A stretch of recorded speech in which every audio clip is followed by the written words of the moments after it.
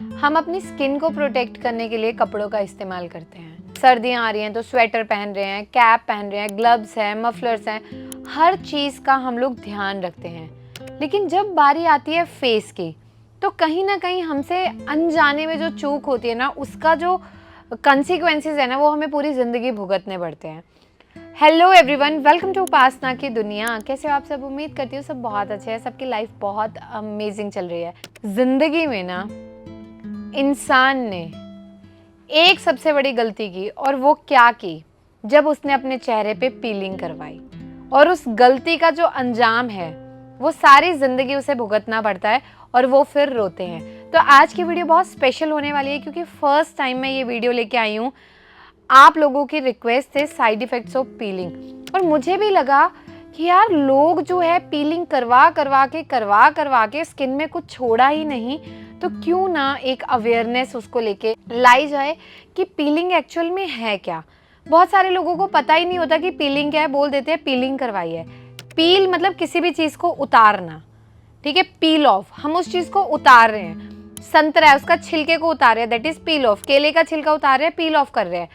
लेकिन आप सोचिए कि आपकी स्किन पे कोई भी इश्यू हुआ, एक्ने हुए, पिंपल हुए, स्कार हुए, पिगमेंटेशन हुई, मेलाज्मा हुआ, लाइकन प्लेनस हुआ, या कोई भी ऐसी प्रॉब्लम जो रिलेटेड है आपके स्किन के, फेस के स्पेशली, और आप बहुत ही फुल कॉन्फिडेंस, फुल फेथ के साथ डर्मेटोलॉजिस्ट के पास गए, और आपने उनको बोला कि ये मुझे प्रॉब्लम है मैम या सर, और मुझे इसका बेस्ट सॉल्यूशन चाहिए। सबसे पहले वो आपको मेडिसिन लिखेंगे और बोलेंगे आपको ये रात को सोने से पहले यहाँ पे लगानी है, जहाँ पे भी आपको इशू है, और कुछ दिन में आपका फेस क्लीन हो जाएगा। लेकिन आपको सनस्क्रीन ज़रूर लगानी है। अब वहाँ से कपड़े उतारे भी उन्होंने और पहनाए भी उन्होंने। कैसे? अब क्रीम लगाई, क्रीम ने वो पर्टिकुलर लेयर को पील किया, हल्का हल्का सेल्फ पीलिंग पतला किया, केमिकल अंदर गया, स्किन की वहाँ से परत हुई और वो वहाँ से क्लीन हो गई, या स्टेरॉइड लगाया। अब स्किन पतली हो गई। अब क्या करना था? उसको प्रोटेक्ट करने के लिए सनस्क्रीन में जो ऑक्साइड है, अब वो कौन से है मैं किसी स्पेसिफिकली टारगेट नहीं करूँगी, इसलिए सिर्फ इतना बोलूँगी, वो आपने लगाया और उसने स्किन को प्रोटेक्ट कर लिया, ताकि रेडिएशंस का जो इफेक्ट है वो प्रोटेक्ट करे। अब आप इसको बिल्कुल देसी सिंपल भाषा में समझिए। हम धूप में जा रहे हैं, गर्मियाँ आ गई, हम क्या करते हैं? दुपट्टे से चेहरा बांधते हैं, उसको प्रोटेक्ट कर लेते हैं, ताकि रेडिएशन जो गर्मी है वो ना लगे, लू का इफेक्ट ना हो। सर्दियाँ आई, बर्फ पड़ रही है, टोपी पहन ली, फेस कवर कर लिया, ताकि जो आइस का इफेक्ट है, ठीक है, उसकी वजह से जो फ्रीजिंग इफेक्ट है वो हम उसकी वजह से अपने स्किन को प्रोटेक्ट कर सकें। अब हमने शुरू किया ये सफ़र करना। सफ़र में हम सीढ़ी दर सीढ़ी वहाँ पे चढ़ रहे हैं। स्टेरॉइड्स लगाए, कुछ दिन फेस साफ हुआ, फिर दोबारा हो गया, इतना था, इतना हुआ, इतना हुआ, इतना हुआ। कैसे हुआ?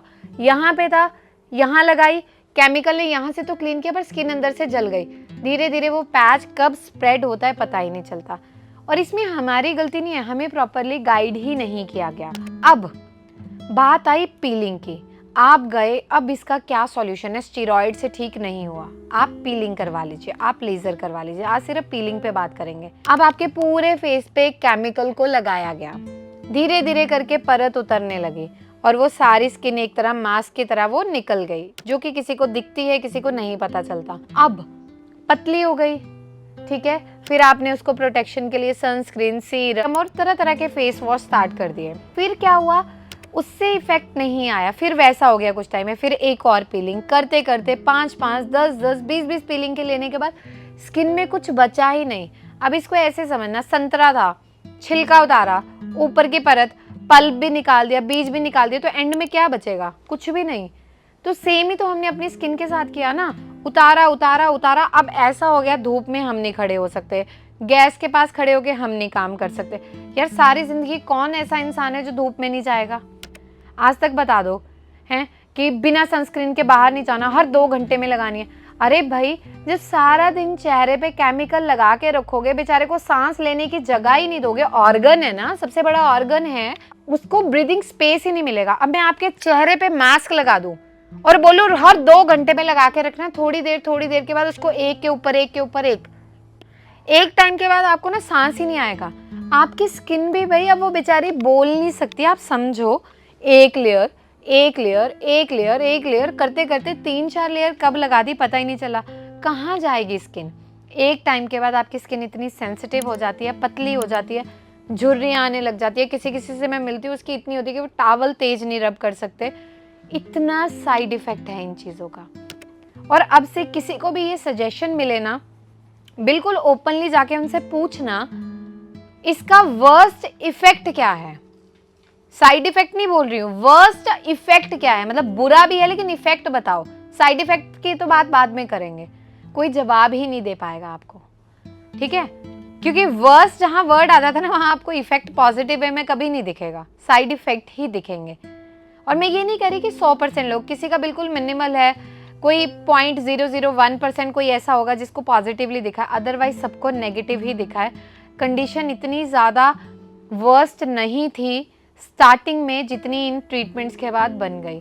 मैं ये नहीं कह रही हूँ कि मैं परफेक्ट हूँ, मैं ये नहीं कह रही मैंने 100% लोगों को ठीक किया, लेकिन जो मैंने आज के टाइम में पेशेंट को ट्रीटमेंट दिया है इतने सालों से, उसमें कोई आके ये नहीं बोल सकता कि मेरी कंडीशन खराब हो गई। ये मेरा बिल्कुल ओपन चैलेंज है।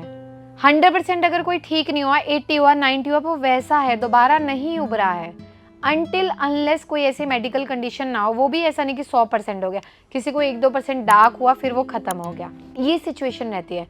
अब जनरली कंप्लेंट क्या आती है, जब मेरे पास ट्रीटमेंट के लिए पेशेंट आते हैं या ऑनलाइन स्टार्ट करते हैं, मैं उनकी सारी चीज़ें बंद करती हूँ, तो 2-3 महीने में उनकी स्किन और ब्लैक होती है, तो वो पैनिक हो जाते हैं। और मैं हमेशा समझाती हूँ वो ब्लैक इसलिए नहीं हो रही कि हमने ट्रीटमेंट शुरू किया, वो इसलिए हो रही है कि जो प्रोटेक्टिव लेयर, जितने कपड़े आप स्किन को रोज पहनाते थे, वो मैंने उतार दिए, क्योंकि बेचारी जो स्किन पतली थी उसको मुझे हेल्दी करना है दोबारा। इसलिए मैं बोलती हूँ कि आप पेशेंस रखो, जो पतली स्किन है हम दोबारा उसे रिपेयर करते हैं। बहुत सारे पेशेंट हैं जिनकी झुर्रियाँ हैं, फाइन लाइंस है, बहुत हेल्दी वे में वो रिपेयर होती हैं, आके वो खुद बताते हैं। उसका लाइव एग्जाम्पल हमारा पॉडकास्ट चैनल है जहाँ पे आप पेशेंट्स को देखते हैं। तो मुझे ऐसा लगता है कि मैं हर चीज़ वीडियो में ब्रीफ करती हूँ। आपको आने की भी ज़रूरत नहीं, आप ऑनलाइन स्टार्ट करो, आपको बेस्ट रिजल्ट मिलेगा।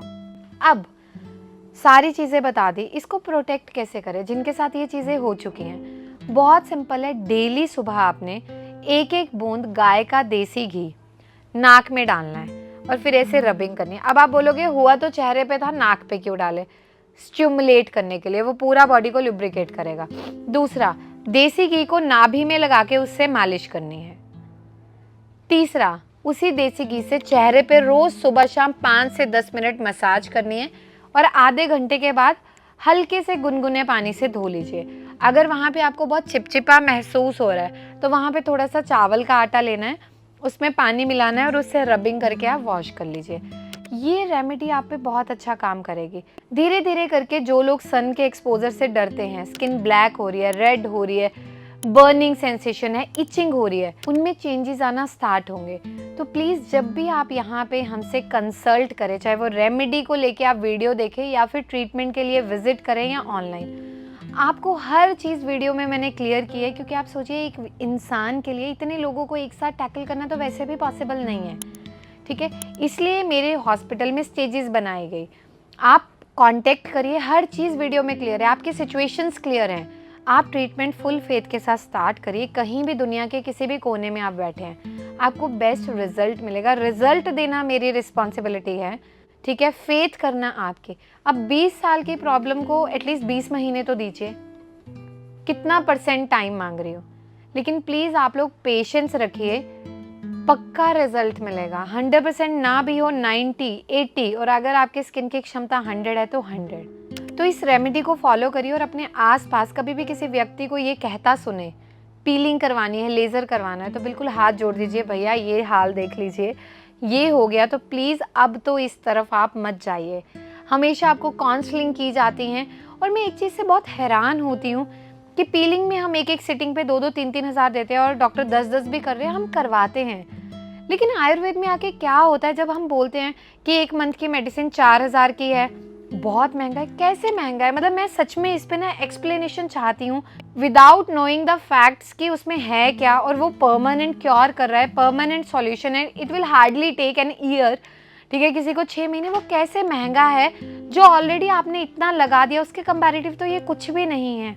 रीज़न ये है, मैं एक जो एक्सप्लेन करती हूँ, आप अपना रीज़न कमेंट्स में ज़रूर बताएंगे, लेकिन मुझे लगता है कि हमने इतना लगा दिया ना, अब हमें वो महंगा लगता है।